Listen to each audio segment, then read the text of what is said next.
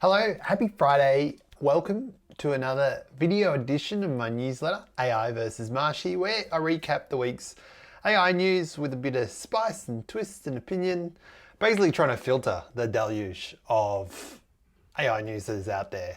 And I thought I'd start with a little bit of story about how last night went. Mum had a very well-deserved night out, and that's all good. Got home a bit later too, which is fantastic. And I just jumped into bed around 10:30, and it was a warm night last night. And I remembered I'd left the fan on, and I knew in the boys' room, and I knew that it was going to get cold overnight.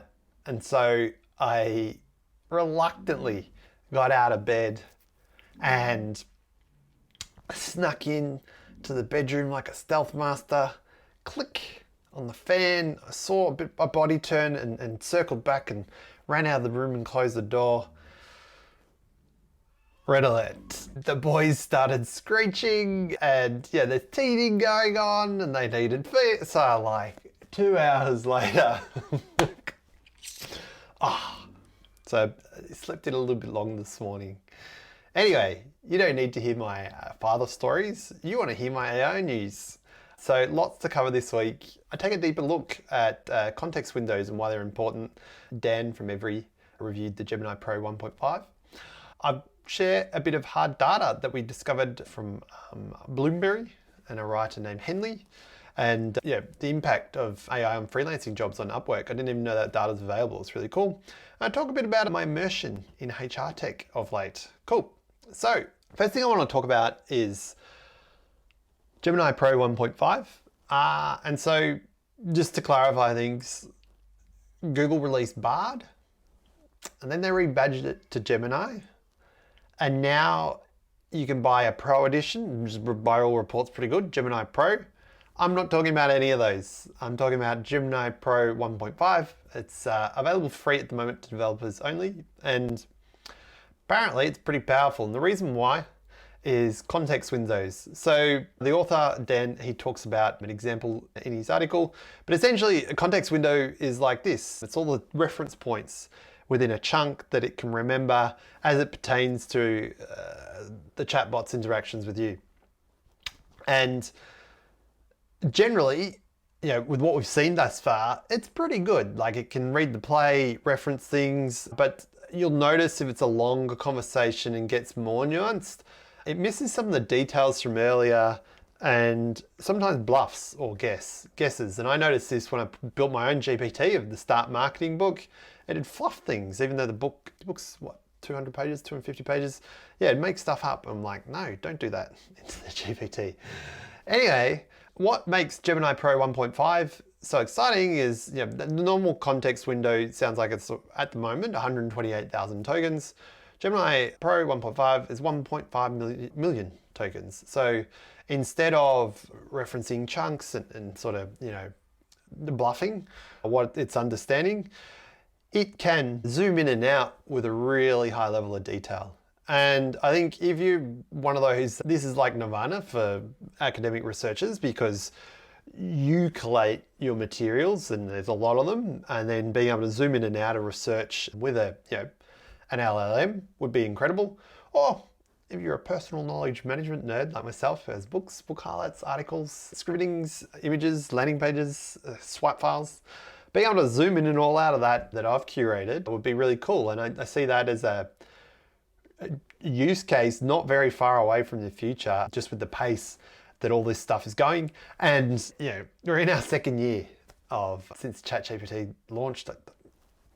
It's crazy. It's crazy how fast this is going. Some data that became available, and kudos to Henley who wrote on Bloomberry, or Revealer, I think is what I saw. Anyway, they went and looked. There was a really nice question to ask. Hey, November 2022, ChatGPT arrived, and then the explosion of these AI tools. What happened to all these freelancing jobs on Upwork? And what I didn't know until this week, all that data is available. Upwork has an RSS feed. Let's pull that data and look at it. So Henley asked some really interesting questions. Which jobs decreased the most? Which jobs are the least affected? What saw the biggest decrease in pay? And which AI skills had the biggest increase in job postings. And to be honest, there's a mixture of surprises and things you would expect. And so, sorry, pause. Here's the too long to read. I encourage you to read the article. So most jobs increased on Upwork, okay? Writing, translation, and customer service jobs are in decline, which I'm not surprised about the writing and translation. Customer service, yeah, interesting. Video editing, graphic design, and web design have increased the most in volume, but it's important to note that there's been a pay decrease, biggest across translation. Video editing and production has also seen a decrease, and same with web design. And probably the weirdest part of all of this is, the rise in AI-centric job postings. Look at this chart, I'll show it to you. By far and away, chatbot, the biggest. Like, there are other things you can do with AI, so bizarre. And if you want to learn more information about Upwork and funny use cases, Matt, I don't think I've referenced him, maybe you have. He talks about validating your B2B software idea by looking at Upwork and seeing what kind of jobs are being asked for. I thought that was pretty cool. Back to the newsletter. And I thought I'd finish with what I've been up to. I've been dancing around the idea, working on a startup or something a bit secret. I guess what I can share with you is that it's in the HR space, and been looking to immerse myself in this area and basically see where me and business partner, a few others can add the most value. And so I went to Indeed FutureWorks conference last week and immersed myself in the sector. I've had some experience through my work with projects, a digital affair of course, but this was HR people in the room. It was really fun. I knew I had to wear shirts and things, but it was like 40 degrees that day. And so I reluctantly put my shirt on. I'm glad I did because the audience was all shirted, more business attire. And look, there's a photo of me, talking to clients, organizations, recruitment agencies, employer branding specialists, basically, what makes them tick. I guess the overriding theme of the day was, AI is coming and almost everyone's doing something with AI. So I can't really share much more about it at this stage, but if you ever get the chance to see Chloe Dalton speak, who was the keynote there, which is amazing. She's played was a women's rugby gold medalist in the Olympics and now plays AFLW. 3 sports at an elite level. Amazing. And advocacy for women in sport. It was sorry, goosebump rendering how passionate she was. Cool, that's all the time I have for this video. If you've got a question about AI, you might not know that I have a big fast value call mechanic for anyone in my networks. That's where I just simply let you book in a time of 15 minutes and answer any questions you got, give you advice, coaching on things like AI, and you walk away. That's it. No pitch policy. I won't pitch you. It's amazing seeing how this initiative is going. Like, I've done nearly 20 calls, a few no-shows, and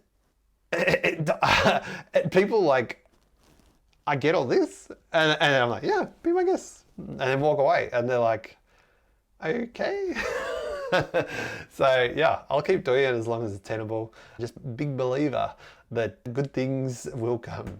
All right, have a good weekend. Hear from me next week. Cheers, bye.